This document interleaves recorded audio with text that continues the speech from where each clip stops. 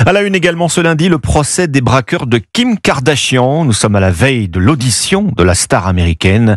Le portrait des accusés, lui, est de plus en plus accablant. À la cour d'assises de Paris, les 10 hommes accusés d'avoir séquestré Kim Kardashian lors de la Fashion Week avec un butin de 6 millions d'euros.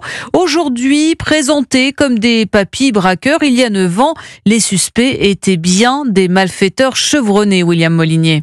Oui, à commencer par Aomar Haït Kedash, alias Omar le Vieux. Lui est soupçonné d'être le cerveau du casse. Aujourd'hui, il a 69 ans. Il se présente au procès comme sourd et invalide à 80%. Mais le jour du braquage, il y a 9 ans, lui et ses complices étaient en pleine forme selon les enquêteurs. Pour preuve, ils ont fait des repérages, ils portaient des gants. Les méthodes sont celles du grand banditisme chevronné. Ils utilisent ce qu'on appelle des téléphones de guerre uniquement dédiés à l'opération.